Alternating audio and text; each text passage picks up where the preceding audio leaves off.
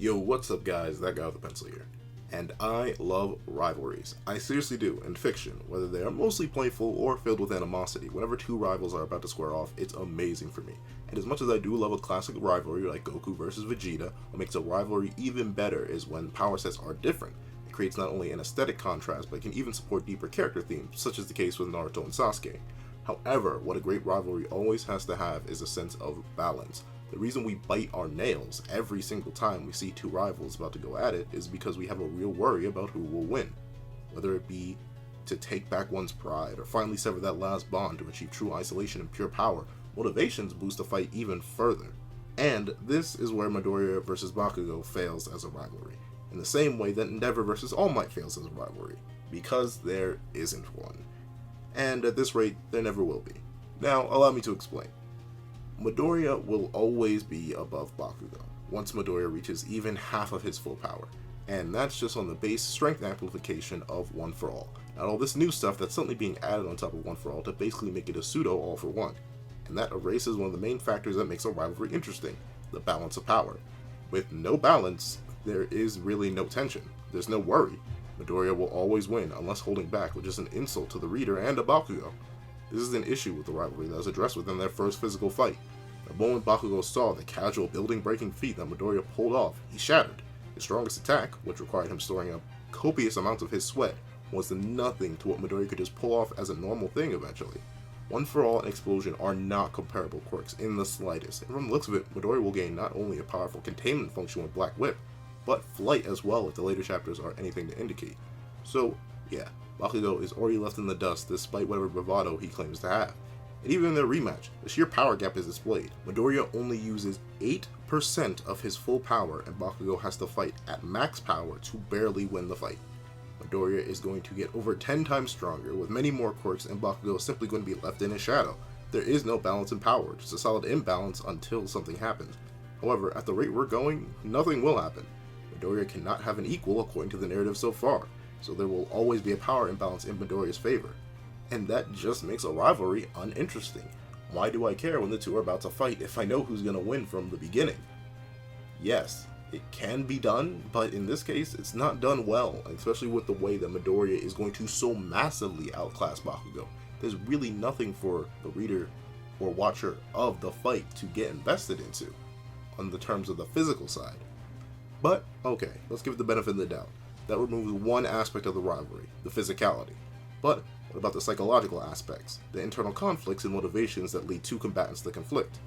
Well, they will be, if not already have been reduced to the Endeavor and All Might motivations, becoming the number one hero and saving people.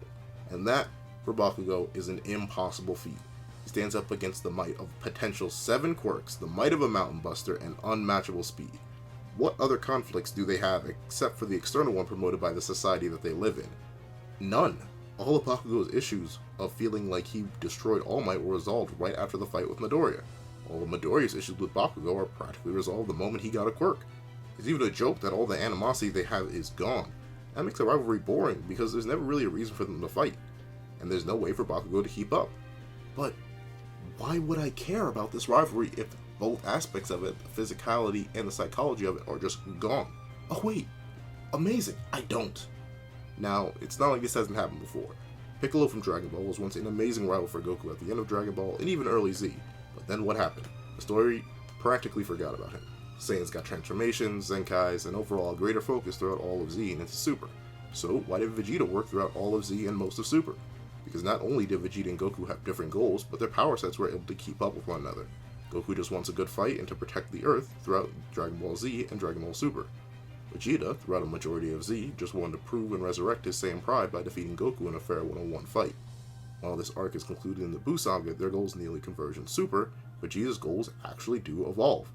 While Goku still wants a good fight and will go anywhere for it, Vegeta now not only wants to surpass and brawl with Kakarot, but he wants to be a good father and protector of his family and surpass his own limits in his own way. Their goals, while no longer contradictory, are still different and can still spark tension.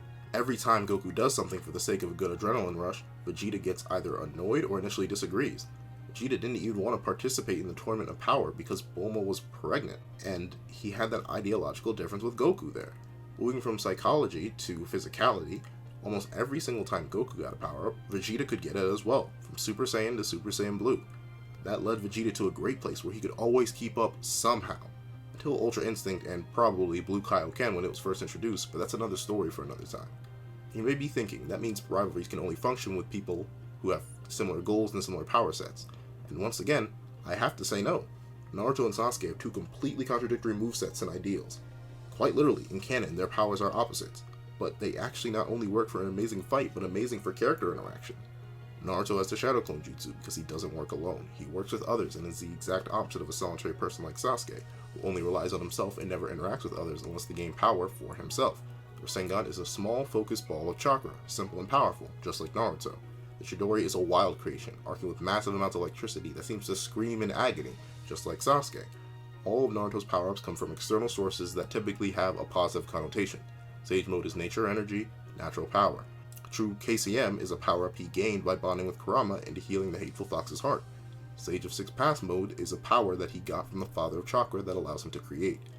All of Sasuke's power-up come from pain and isolation with a negative connotation. The Sharingan came from the death of his clan and his family. His Mangekyo Sharingan came from the death of his beloved brother. His Eternal Mangekyo Sharingan came from taking his dead brother's eyes. Even the Rinnegan is just an evolution of the pain-ridden Sharingan that is half the time described as a harbinger of destruction, which is what Sasuke plans to use it for. Naruto and Sasuke not only have great fights that always have a deep tension to them, but they have clashing motivations, contradictory movesets that dive deep into their characters. But what about their psychological differences? Well, it's as simple as isolation versus camaraderie. Sasuke wants to be alone, isolate the world under his foot, and is so focused on revenge and control that it consumes him. Naruto wants the exact opposite, a free world based on friendship, where he believes everyone can be redeemed, forgiven, and has the right and ability to make their own choices. That conflict always drives their battles. There's always an ideological difference that sparks up an internal conflict that bolsters the external one. So, to get back into the main point of the video, what do Midoriya and Bakugou ever fight for? Nothing. Their first fight, they were ordered to fight for school purposes. And Bakugou wanted to beat Midoriya for having a quirk, and Midoriya wanted to stand up for himself. He did. The end. There was no real clashing ideology. The issue was resolved and closed. Why did they fight a second time? Midoriya was just an outlet for Bakugou to let up some pent-up aggression and sadness, which is good for Bakugou and his own internal character development, but that doesn't really drive their rivalry. In fact, Midoriya doesn't even want to fight Bakugou, so there really is no rivalry. There's no tension, no clashing ideologies. After their second fight too, there's gonna be no physicality. Midoriya's busted. So the two biggest aspects of the rivalry, the physical and psychological clash, are just absolutely gone.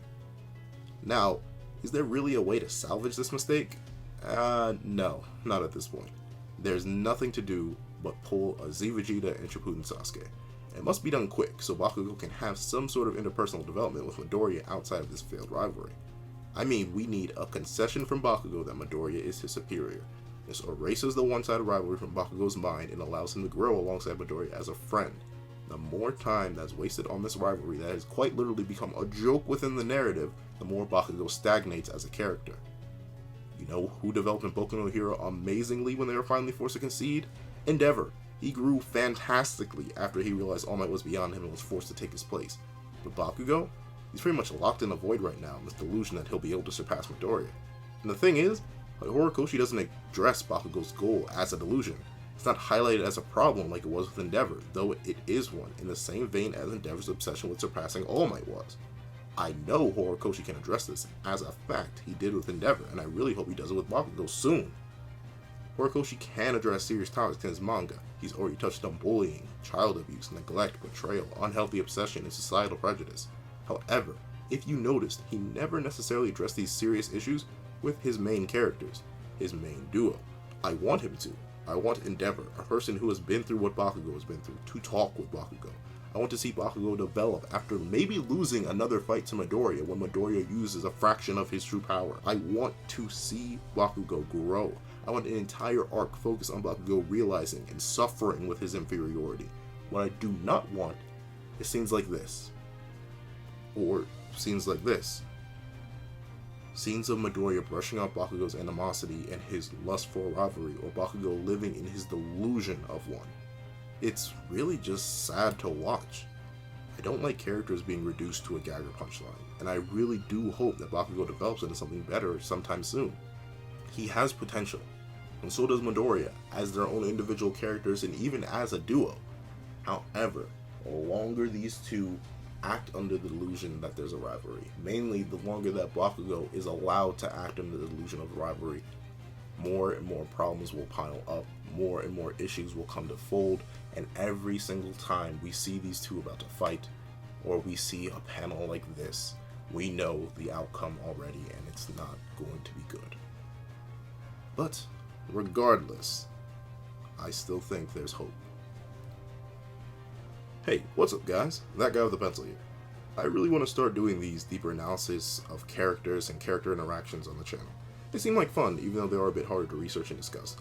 Next up, who knows, I have ideas that I'll script and work on, but I'm open for suggestions. Thanks for watching, and if you want more content, make sure to jab that subscribe button. If you really did like this content, make sure to leave a like, and if you didn't, leave a dislike. I'm all ears for critics too, so leave a comment if you want to. But regardless, thank you for watching, and this is That Guy with a Pencil, writing off.